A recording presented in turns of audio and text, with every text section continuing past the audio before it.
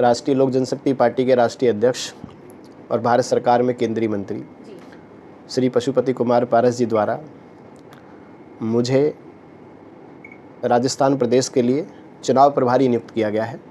वर्तमान में मैं पार्टी में राष्ट्रीय सचिव के रूप में कार्यरत हूँ और मेरा जो मकसद है, भारतीय जनता पार्टी के जितने भी कैंडिडेट राजस्थान में लड़ रहे हैं उनके कंधे से कंधा मिलाकर उनको चुनाव जितवाने में पार्टी के अलायंस के साथ जितनी ज़्यादा से ज़्यादा मदद हो सकती है, जो सहयोग हो सकता है, उस काम को करने के लिए मुझे जिम्मेदारी दी गई है, जिसे हम लोग मिलकर, हमारी पूरी टीम, हमारे प्रदेश अध्यक्ष, प्रदेश संगठन मंत्री और राष्ट्रीय लोक जनशक्ति पार्टी के जितने भी कार्यकर्ता हमारे प्रदेश में हैं, सभी को एक साथ जोड़कर हर विधानसभा में किसी न किसी रूप में उनकी ड्यूटी और उनका कार्यक्षेत्र निर्धारित कर उनको काम पे लगाना है, ताकि जो हमारा एनडीए के साथ वर्ष 2014 से गठबंधन है और हर विधानसभा चुनाव हो, हर लोकसभा चुनाव हो, छोटे से छोटा, बड़े से बड़ा अभी तक कोई भी चुनाव रहा है भारत में, एनडीए के साथ राष्ट्रीय लोक जनशक्ति पार्टी ने अपनी पूरी सहभागिता की है और इस चुनाव के लिए भी हम लोग काम करेंगे और जो भी संभव हमारे साथ हो पाएगा हम पार्टी के साथ काम करेंगे। राजस्थान में जितनी भी सीट है सभी पर भाजपा के उम्मीदवार लड़ रहे हैं।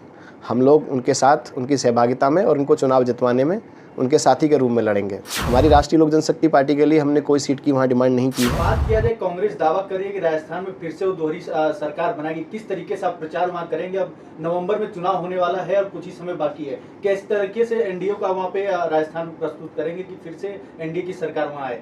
देखिए, भारत के प्रधानमंत्री, उनका एक बहुत उच्च विचार है कि सबका साथ, सबका विकास, सबका विश्वास और सबका प्रयास। और जो भी काम आज भारतीय जनता पार्टी ने ज़मीनी स्तर पर किए हैं, जैसे देश में इतने बड़े G20 का आयोजन हुआ, जितनी भी योजनाएं भारत सरकार के माननीय प्रधानमंत्री जी द्वारा युवाओं के लिए, क्षेत्र के लोगों के लिए और महिलाओं के लिए भी जैसे 33% का आरक्षण का बिल दिया गया है, जितनी भी योजनाएं पब्लिक के ग्रीवेंस के लिए बनाई जाती हैं, सभी योजनाओं को सरकार की को घर घर तक पहुंचाने के लिए हमारी ड्यूटी रहेगी और हम लोग काम करेंगे और लोगों को ये बताएंगे कि भारतीय जनता पार्टी आपके लिए किस प्रकार काम करती है, राष्ट्रव्यापी किस प्रकार कार्य होता है, राष्ट्र के लिए कैसे काम किया जाता है। और युवा हैं, जुड़ रहे हैं और सब जुड़ के मिल के काम करेंगे। बात किया जाए, इंडिया वर्सेस एनडीए चल रहा है इस समय, तो किस तरीके से आप देखते हैं?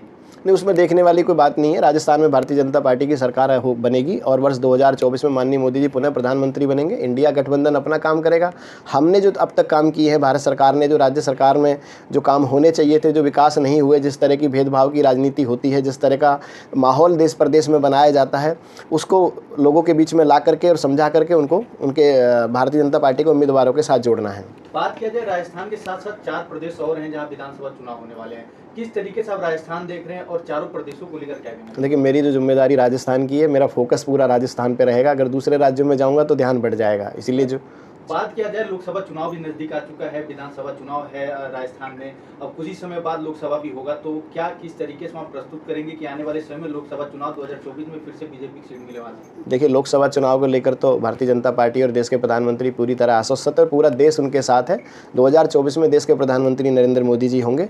राज्य सरकार की जो बात है, राज्य सरकार की भूमिका, राज्य के चुनावों की भूमिका बहुत बड़ी होती है केंद्र की सरकार के लिए, और हमारा जो मकसद है, ज़्यादा से ज़्यादा सीटें आएँ और राजस्थान में भाजपा की सरकार बने, ताकि जो है हमारा 2024 का चुनाव और भी मजबूती से निखर के आएगा और यही मुहिम पे हम लोग काम करेंगे। बात किया जाए, मेन मुद्दा होता है एजुकेशन, होता है विकास की बात होती है। इस बार आप क्या लेके जाएंगे राजस्थान में और किस तरीके से उन वोटरों या युवाओं को किस तरीके से एनडीए में शामिल करेंगे कि वो वोट दें?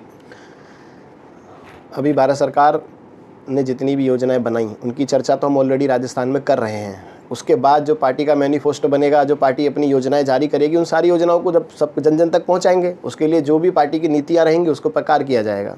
आपने कहा कि राजस्थान में विकास नहीं हुआ है, वो कौन से विकास हैं? विकास का क्या मापदंड है? आप कैसे कर सकते हैं कि वहाँ विकास नहीं हुआ है? अगर नहीं हुआ है तो वो कौन कौन से काम हैं जो नहीं हुए हैं? और आप वहाँ जा रहे हैं प्रभारी बन करके, तो बतौर प्रभारी आप कौन कौन से विकास को और कौन कौन से कामों को आगे बढ़ाने का काम? पहला कदम आपका क्या होगा? पहला कदम आपका क्या होगा? देखिए, जितने भी युवा हमारे साथी हैं, भारत सरकार की सारी योजनाओं को हम एक रोस्टर में ला रहे हैं।